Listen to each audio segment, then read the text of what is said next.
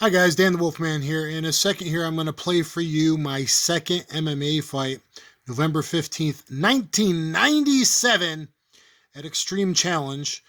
Exactly 2.5 months earlier, I made my professional debut on 2 weeks' notice against the most experienced fighter in the world, Dennis Reed, two-time NCAA champion wrestler who was 8-8 at the time with losses to heavyweights, UFC veterans Dan Severn and Brian Johnson. So I completely got my ass kicked in my previous fight. Got in there, I was hopped up on adrenaline, thinking it's like a street fight. I was crazy, shaking. I went for a sliding side kick, and boom, I got double-legged. And by the time he got to mount, it was 36 punches to the face from mount. The record's recorded wrong. The referee actually stopped it, and then I did a honorable tap after the referee had already stopped it, because back then it was like signifying who won lost. All right, so now I'm back here in Iowa versus this wrestler, Tony Baker, and you can basically see I'm Taekwondo boy, and I only have 11 months of jiu-jitsu experience and about 8 months of combat wrestling training with Dan Severn at this time.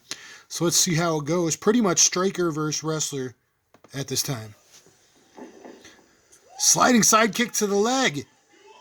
Sliding side kick to the chest. Talking smack. You like my kick hard merit? God, this is fun.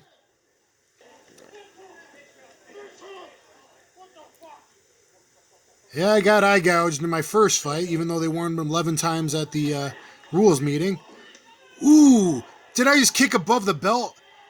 Guys, back then, no one thought you could kick above the belt. Pretty good jack to the face there, kick punch combo. I will probably highlight in the future how to land kick punch combos, as I do in all my sparring videos pretty much, against top guys. There you see it again.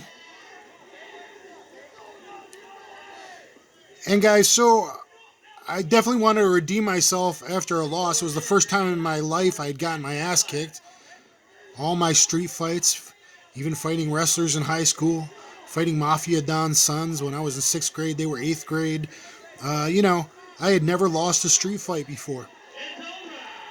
And boom, did I front kick him in the chin? He fell forward, and then I guillotined him.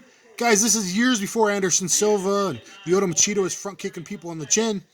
Back then, people did not believe in kicks above the belt. So basically, you saw me making my TMA skills and knowledge work for real. Basically, I just didn't want to lose 2 in a row. And back then, I was fighting just to prepare myself for self-defense. That's all it was about to me, was a training environment for self-defense. It's not like we were getting paid. And Dan Severn takes me off the screen. Back in my Taekwondo days, guys, I'll let this run a little bit. What did I do? A spinning elbow to the body. Oops, illegal. But you can see my real fighting tactics back then.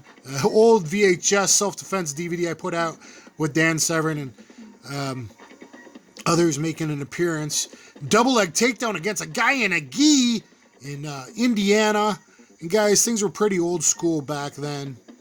You got to control your nerves. Most people, I was pretty good here in my second fight. My footwork sucked. I hadn't really done enough boxing yet. And then a guillotine, another NCAA champ wrestler right there. I did a flying guillotine because I could not take him down. He was strong as heck, and heard he was on some stuff. The guy was super strong, like hitting a brick wall when I tried to take him down. But guys, hopefully you enjoy this. By the second match, I was doing quite a bit better.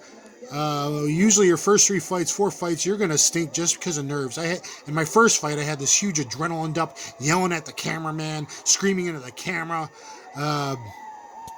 I was much better there in the second fight. So you got to control your nerves.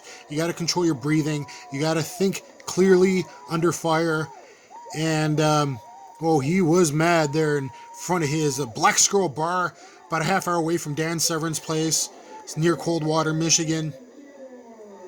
Old school days. And we'll commentate this one separately.